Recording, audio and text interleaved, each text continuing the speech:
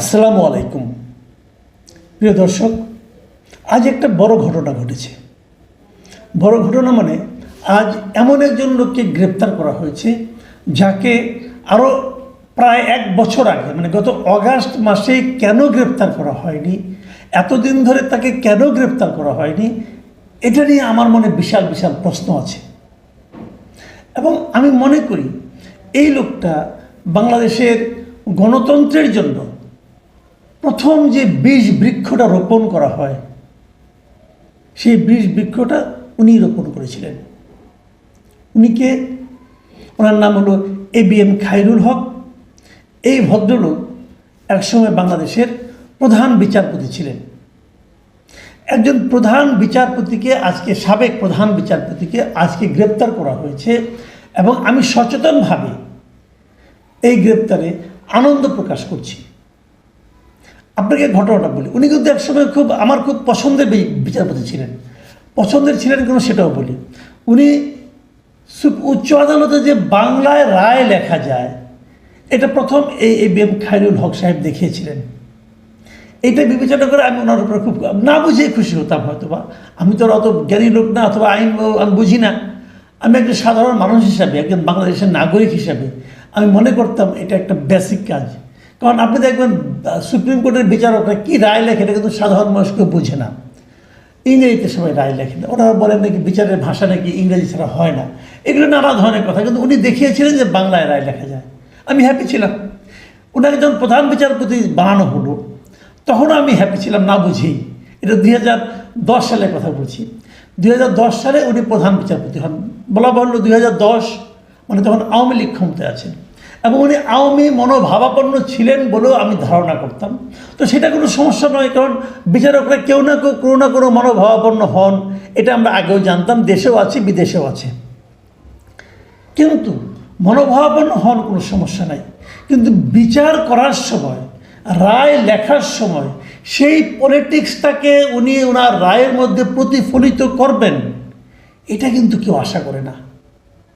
সবাই ভাবে ব্যক্তিগতভাবে উনি তো একটা ভোট দেন, কাউকে না কাউকে ভোট দেবেনই, কিন্তু উনি যখন রায় লিখবেন সেই রায়টা হবে একদম নিরপেক্ষ, তবেই না উনি বিচারক। নাহলে বিচারক হবেন কীভাবে?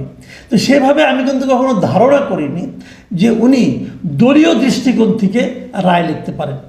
এবং আমার জানা মতে, আমার দেখা মতে উচ্চ আদালতে রায় লেখার ক্ষেত্রে দলীয় দৃষ্টিভঙ্গির যে রিফ্লেকশন, এটা আমার ধারণা প্রথম বড়ভাবে এসেছে এই খায়রুল হক সাহেবের মধ্যে। এটা আমার ধারণা।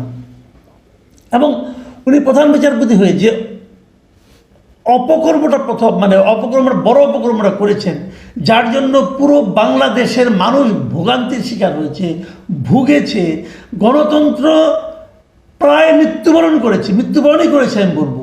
গণতন্ত্রকে কোমায় ঠেলে দিয়েছিল যে ঘটনাটা, সেটা হলো উনি কিন্তু বেশি দিন ছিলেন না, উনি 1 বছরেরও কম সময় ছিলেন দায়িত্বে। এর মধ্যে আকাম কুকাম যা করেছেন এটা একটা ভয়ঙ্কর ব্যাপার। উনি রিটায়ারমেন্টে গেছেন 2011 সালের 17 মে, আর নিয়োগ পেয়েছেন 2010 সালের 27 সেপ্টেম্বর, কিন্তু অফিসিয়ালি তার নিয়োগ কার্যকর হয়েছে 30 সেপ্টেম্বর। তো তারপর থেকে দেখুন অক্টোবর, নভেম্বর, ডিসেম্বর, জানুয়ারি, ফেব্রুয়ারি, মার্চ, এপ্রিল, মে, এটা 7 মাস, 7.5 মাস উনি দায়িত্বে ছিলেন। এই 7.5 মাসের সময় উনি যে ভয়ঙ্কর কাজটা করেছেন সেটা হলো, যেটা নিয়ে আজকে আলোচনা করছি, আমাদের যে একটা তত্ত্বাবধায়ক সরকারের যে একটা নিয়ম ছিল, নির্বাচন হবে তত্ত্বাবধায়ক সরকারের অধীনে, এই নিয়মটাকে উনি বাতিল করে দিয়ে গেছেন। উনি রায় দিয়েছেন যে তত্ত্বাবধায়ক সরকার থাকার কোনো দরকার নেই। এবং এই যে রায় দিয়েছেন, রায় দেওয়ার কিছুদিন পরে ওনার রিটায়ারমেন্ট হয়ে গেছে। এবং রিটায়ারমেন্ট হওয়ার পর 16 মাস পরে উনি সেই রায়টাকে লিখিত আকারে প্রকাশ করেছেন এবং সেখানে উনি বলেছেন যে তত্ত্বাবধায়ক সরকারের যে বিধান এটা নাকি অপ্রাসঙ্গিক ও অসাংবিধানিক। এই রায়টা উনি প্রকাশ করেছেন এবং এই রায়ের উপর নির্ভর করেই কিন্তু 2014 সালে তত্ত্বাবধায়ক সরকারের ছাড়াই ক্ষমতাসীন যে দল আছে তার অধীনে নির্বাচন অনুষ্ঠিত হয় এবং সেই নির্বাচন বিএনপি বর্জন করার কারণে একতরফা নির্বাচন অনুষ্ঠিত হয়। 152 না 53টা সিটে মানে কোনো নির্বাচনই হয়নি, বিনা প্রতিদ্বন্দ্বিতার সরকার হয়ে যায়। 2018 সালে একইভাবে ক্ষমতাসীন দলের আপনার শাসনামলে নির্বাচন হয় এবং সেই নির্বাচনে আপনারা সবাই জানেন যে দিনের ভোট আগের রাতেই হয়ে গিয়েছিল এবং 2024 সালেও একই নির্বাচন হয়। মোদ্দা কথা যে খায়রুল হক সাহেবের এই এক রায়ের কারণে বাংলাদেশ থেকে ভোটাধিকার বলতে যে একটা অধিকার আছে জনগণের, এটাই উনি ভুলিয়ে দিয়েছিলেন এবং একটা সরকার কীভাবে স্বৈরাচারী হতে পারে তার বিষটাও উনি এই রায়ের মাধ্যমেই বপন করেছিলেন। সেই বিচারে আমি মনে করি যে খায়রুল হক সাহেবের মতো এত গণতন্ত্রের জন্য এত মারাত্মক ক্ষতির কাজ আর কেউ করতে পারেনি। এই যে উনি কাজটা করলেন 2011 সালে চলে গেলেন, যাওয়ার পর এই সরকার খুশি হয়ে তাকে কি করলেন 2013 সালে মানে 1 বছর পরে 13 সালে জুলাই মাসে ওনাকে আইন কমিশনের চেয়ারম্যান নিযুক্ত করলেন 3 বছরের জন্য।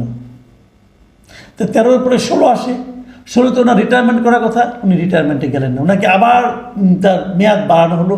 এইভাবে বাড়াতে বাড়াতে আওয়ামী লীগ সরকার যতদিন ক্ষমতায় ছিল ততদিন উনি ক্ষমতায় ছিলেন এবং 5ই আগস্ট গত বছরের 2024-এর 5ই আগস্ট শেখ হাসিনা সরকারের পতন ঘটলে তারও 1 সপ্তাহ পরে মানে 13 আগস্ট তিনি আইন কমিশন থেকে পদত্যাগ করেন এবং তারপরে উনি আর লোকচক্ষুর আড়ালে চলে যান এবং ওনাকে আর কোনো কেউ দেখতে পাচ্ছিল না।